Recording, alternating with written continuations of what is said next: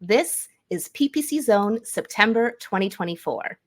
I'm your host, Jill Saskin-Gales. I use the pronouns she and her. I'm a Google Ads coach, ex-Googler, and the founder of Inside Google Ads. I created PPC Zone in 2022 to elevate new perspectives and insights in our industry. PPC Zone is exclusively sponsored by Optimizer, one of the leading automation PPC management suites to help you run your Google, Microsoft, Amazon, and paid social ads. Thanks to Optimizer, I can continue to bring you this live global event for free each month, so we can continue to elevate new perspectives in our industry. In preparation for Q4, Optimizer is sharing new data to help you achieve the best results from your ads. For example, Optimizer found that higher ad strength is not correlated with better Google Ads performance, but higher optimization score is, really. You can learn more on the Optimizer blog at optimizer.com/blog. That's Optimizer, optmyzr.com/blog. Next up in the zone, this speaker is a digital advertising marketeer at AdWise in the Netherlands. A self-proclaimed technical Google Ads and GTM nerd, he loves talking about all things Google Ads. Now he's here to discuss leveraging ChatGPT for PPC. Please welcome Alfred Simon. Hi everyone, thank you very much, Jill. And let's go into how we can use AI in Google Ads. First of all, before we go any further, you need to remember that when you start working with AI, there are a few other things as well. So don't forget what you already know. Your Google Ads knowledge that you already have, it's really valuable, and that will make you really unique. And also the prompts that you make, it will make the prompts unique, and then the output of the AI unique. It's not just ask for it and it's done. You still need to do the work, write the prompts, talk with the AI tool, and really work on it. So it's not just set it and forget it. And the only limitation is your imagination. So you can basically ask for anything. So like literally for anything. And that might sound crazy, and it is. And you might also ask, what's the catch in this? Well, the catch is that how are you going to ask for that anything? How you can ask for something that you didn't even know that existed before? So think about this like going into an Italian restaurant when you are in Italy. So you go to a local restaurant, you get the menu, you see something on it, you order it, and then you get what you asked for, basically. But that's like using basic prompts. The next level would be to go a bit further and ask the waiter, hey, what would you recommend for me from this menu? That's going a level further, but you can still change it based on what he offered because you can see what you will get. And then the special one is when you ask the waiter, okay, surprise me. So just give me something, what's your best, what's your really local. And that's something like using quality prompts to get AI's hidden potential. Because another thing that we need to understand about the AI tools is that I call it the misty middle. So AI tools, to run them costs money. So OpenAI obviously has to pay the bills. And the easy answer is doesn't use a lot of computing power. So you give a basic prompt, you get a really easy answer, because the easy answer is really easy to get for the AI machine. Doesn't cost much money. Your job is to push that AI tool out of that misty middle, so you get a unique answer. You get something special, not just a basic one. So you make the AI tool work a bit more than usually. Use something like, give me 5 unique solutions for this, or give me 5 surprising methods that can solve my problem.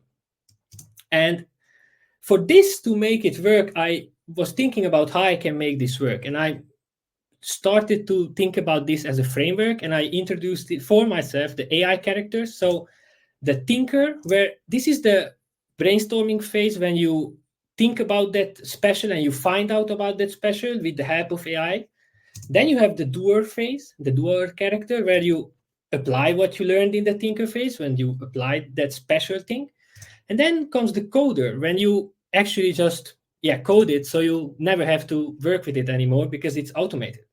You just have to check it if it works, and then that's it. And to go further, I know everyone is here for the cases, so let's get into that. I brought you a few use cases to inspire you and to show you how you can actually make something special with AI.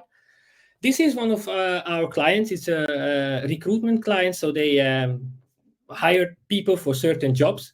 And they have all kinds of job listings, which require high school diploma, but also PhD. So a really large scale of job listings. And obviously, you can't just write the same RSA for each group because each group has to be addressed in a different way. And I was thinking about, hey, how I can do this, how I can actually approach this. And in the thinker phase, I explained my situation, what my challenge is to ChatGPT, and I started to work with it. And then he asked me a few questions like, do you have data on the audience? What steps they take towards applying to a job? And then I said, yeah, of course I have. Then I took all the data from the client. Obviously, I anonymized it, so I just don't share it with ChatGPT like that. And then it created an analysis like this. It grouped all the audiences that's already applied to the job, what kind of ad text we used. It created a nice analysis. This is just a snapshot of it. But that gave me a lot of key insights, like how I should approach it. What should I focus on? Is the diploma or the gender or all kinds of other things? And based on that, I could write really nice RSAs. In this phase, the coder phase is missing because, yeah, you can't really code this further than this. But in the next one, this is also a recruitment client and maybe something that also for a local business can be useful.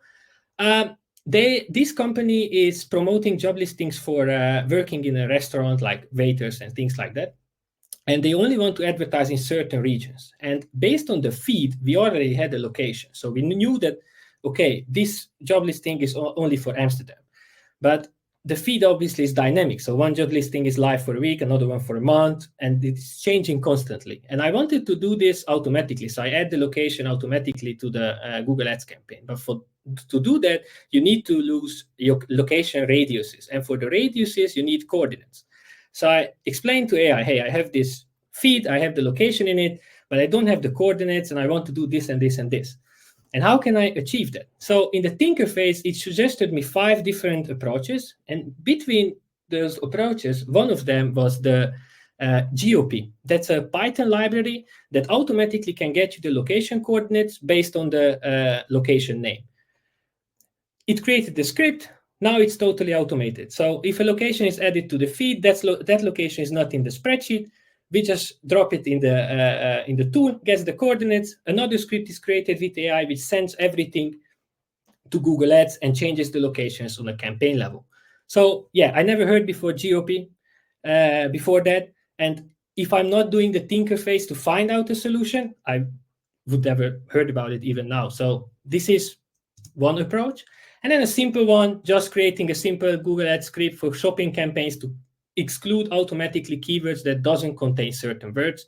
But obviously, I'm not a developer, so doing this, it still requires AI. And yeah, that's also a use case of it. And the only way to keep our job is to do our job with AI, because then AI can't take it from us. So there's that.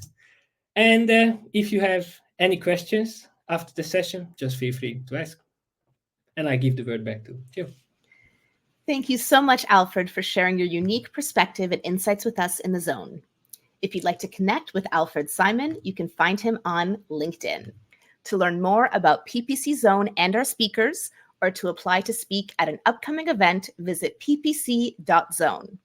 I'm your host, Jill Saskin-Gales. You can follow me on LinkedIn to stay up to date on future events. Thank you one last time to Optimizer, our exclusive sponsor, for supporting our mission to elevate new perspectives and insights in our industry.